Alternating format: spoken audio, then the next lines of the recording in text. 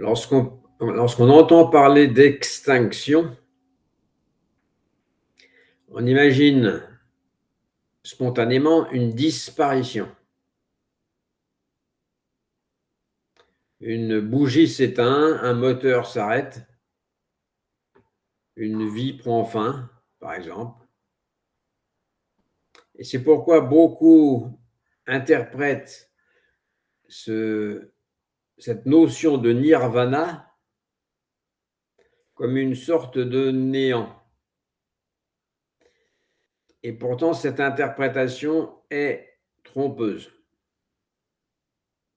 Le Bouddha n'a jamais enseigné que l'éveil consistait à détruire ou à annihiler une personne. Il a simplement utilisé une image que chacun pouvait comprendre. Comme par exemple l'extinction d'un feu. Lorsqu'un feu cesse de brûler. C'est pourquoi nous sommes dans le chapitre de la cessation. On cesse de brûler. Le feu cesse de brûler parce qu'il ne trouve plus rien à consumer. C'est pour cela qu'il y a extinction et cessation. Tant que le bois alimente le feu, celui-ci continue de flamboyer. Mais lorsque le combustible disparaît, la flamme cesse naturellement, d'elle-même. Elle n'est pas partie quelque part. Elle n'a pas été détruite. C'est simplement que les conditions qui la maintenaient ont simplement cessé d'être présentes. C'est ça le nirvana. Le nirvana n'est pas un lieu où l'on va, mais la cessation des conditions qui entretiennent la souffrance ou la flamme. Et cette image du feu est d'autant plus intéressante que dans les premiers enseignements bouddhiques, le feu symbolise avant tout les passions.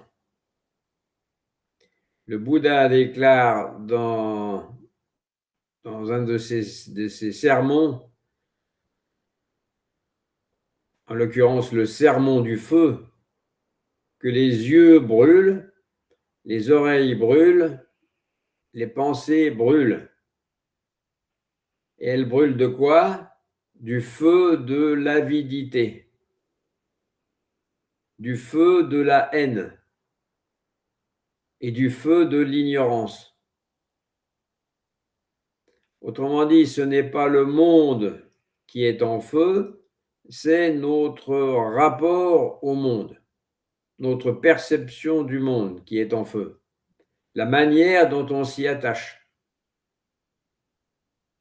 Dès qu'un objet plaît, on veut le conserver. On trouve l'énergie de le conserver. Dès qu'il déplaît, on cherche à s'en débarrasser.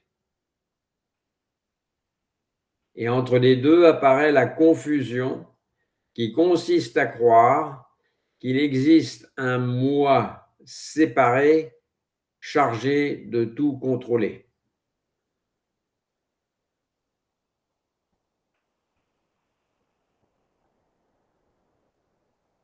Et ces trois flammes alimentent sans cesse le cycle de la souffrance. Le nirvana n'est donc pas l'extinction de la vie, mais l'extinction de cette combustion intérieure. Un véritable feu de cheminée semble vivant.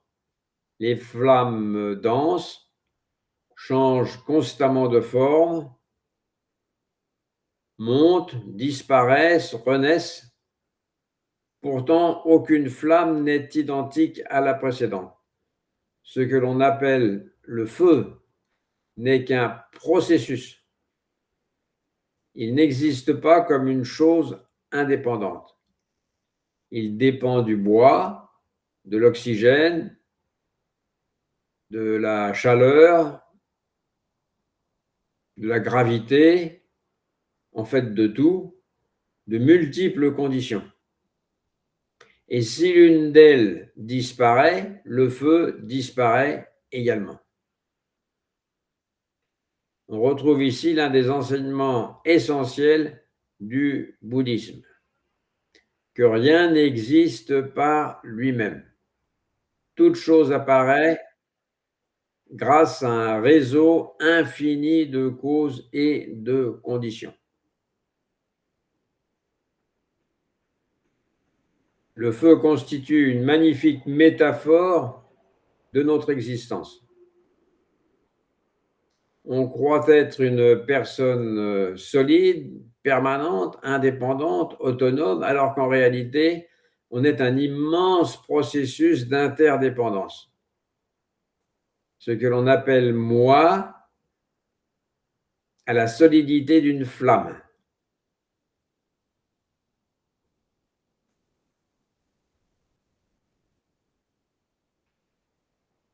Mais il existe un autre aspect souvent oublié. C'est que lorsque le feu s'éteint, il ne laisse pas un vide inquiétant. Au contraire, il laisse apparaître le silence. On peut imaginer une forêt après un incendie. Lorsque les flammes cessent, enfin, ce qui frappe n'est pas seulement leur absence, mais la paix retrouvée. L'agitation a disparu d'elle-même. Et il en va de même pendant Zazen. Beaucoup pensent que la méditation consiste à supprimer les pensées. On lutte contre les pensées, comme on voudrait étouffer un incendie avec ses mains. Mais plus on lutte, plus on entretient le mouvement.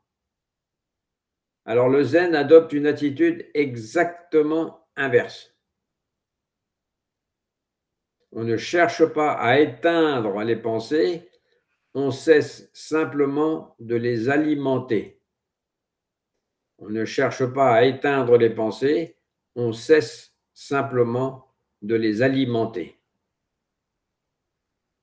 Une pensée apparaît, si on la poursuit, elle attire une autre pensée, puis une émotion, puis une histoire entière. Mais si on ne lui fournit plus le combustible de l'identification, eh bien, elle s'évanouit d'elle-même, comme une flamme privée de bois. Ce n'est donc pas un effort qui produit le silence, c'est la fin de l'alimentation, de l'agitation. C'est la fin de la gesticulation.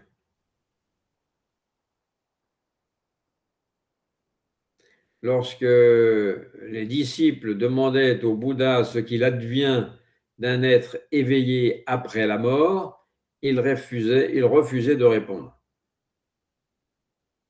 Non parce qu'il ignorait la réponse, mais parce que la question était mal posée. C'est un peu comme si l'on demandait où va la flamme lorsqu'une lampe à huile s'éteint. Est-ce qu'elle va vers le nord? Est-ce qu'elle va vers le sud? Est-ce qu'elle monte dans le ciel?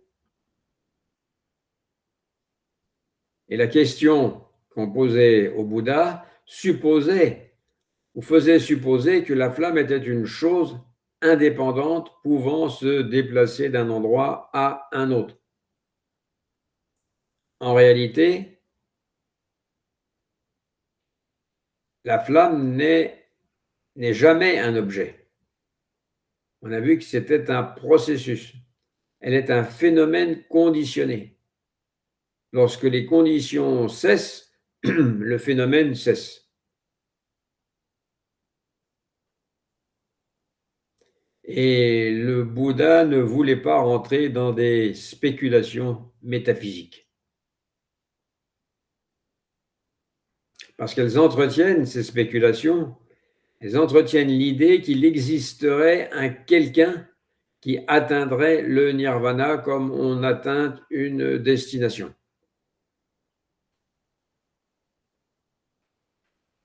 Le zen reprend cette même prudence, la même prudence que pour le Bouddha. Tant qu'on cherche à savoir ce que devient moi après l'éveil, on continue d'alimenter précisément l'illusion que l'on prétend dépasser.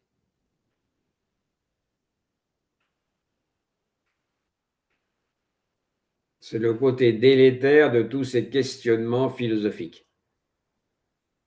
Et cette compréhension transforme complètement la pratique. Beaucoup commencent zazen avec l'idée de devenir plus calme, plus sage ou plus éveillé. Et c'est un désir naturel. Mais, sans qu'on s'en rende compte, il contient déjà le combustible qui va entretenir le feu. Tant qu'on pratique pour obtenir quelque chose, même une expérience spirituelle, eh bien la flamme de l'appropriation continue de brûler. Et c'est le sens, pardon, c'est le sens de ce terme Mushotoku, un esprit sans profit. On s'assoit sans rien vouloir ajouter à ce qui est présent, simplement ce qui est présent. Cela ne signifie pas que rien ne change, bien au contraire. Lorsqu'on cesse de nourrir ses attentes, ses désirs, ses besoins, les comparaisons et les calculs, alors une profonde détente se manifeste d'elle-même, sans qu'on aille la chercher. L'esprit ressemble alors à un brasier auquel on cesse progressivement d'apporter des bûches.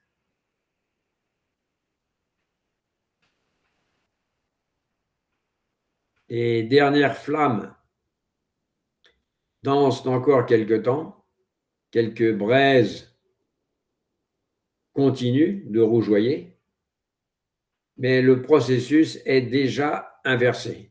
On ne va plus l'alimenter.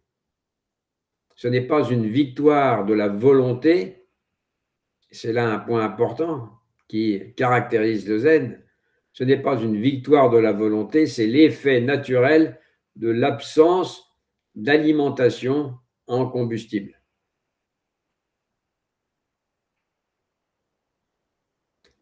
Voilà pourquoi, et cette image permet également de le comprendre, voilà pourquoi le nirvana n'est pas une expérience spectaculaire. Beaucoup rêvent d'un éclair de lumière, de feux d'artifice, d'une extase permanente ou d'un état extraordinaire comme celui de Thérèse d'Avila. Mais là, l'extinction d'un feu est silencieuse. Il n'y a ni explosion ni triomphe.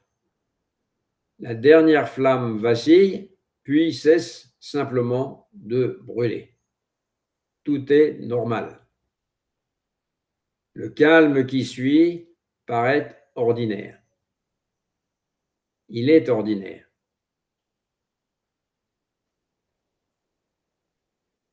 Il faut insister sur cette simplicité. Tout est ordinaire. Après l'éveil, les montagnes sont toujours les montagnes. Les arbres demeurent des arbres. Les oiseaux continuent de chanter. Ce qui a disparu n'est pas le monde, mais la manière compulsive de s'y accrocher. On continue à travailler, à aimer, à cuisiner, à marcher, à rire et parfois à pleurer. La différence est subtile, mais décisive. Les phénomènes ne sont plus constamment ramenés à un moi qui voudrait les posséder, qui voudrait les repousser, qui voudrait les contrôler. La vie continue, mais elle cesse d'être consumée par la résistance permanente à ce qui est. Par cette résistance, on brûle sa propre vie.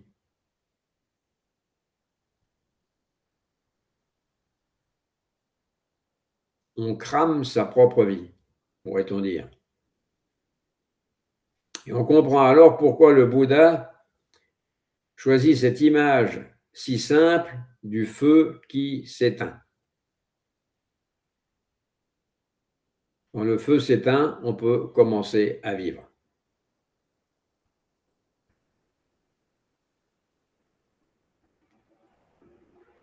L'image ne décrit pas une disparition, mais une libération. Ce qui disparaît n'est pas la vie, c'est la combustion inutile qui épuisait la vie. Les flammes de l'avidité, de l'aversion et de l'ignorance se nourrissent de chaque attachement, de chaque peur, de chaque inquiétude, de chaque désir d'être quelqu'un ou de devenir quelqu'un d'autre. Lorsque ce combustible vient à manquer, le feu ne peut plus continuer. Rien n'a besoin d'être détruit. Rien n'a besoin d'être ajouté. En zazen, on ne fabrique donc pas le nirvana, on cesse simplement de raviver les flammes. Et peu à peu, on découvre que ce qui semblait être une extinction est en réalité une immense disponibilité. C'est une nouvelle naissance.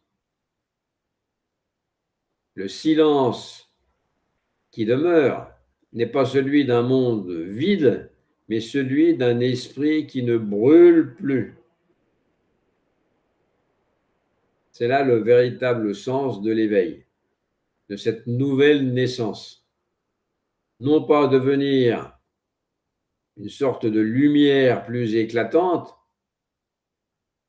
une satorification, mais cesser enfin d'alimenter le feu qui empêchait depuis toujours de voir la clarté déjà présente.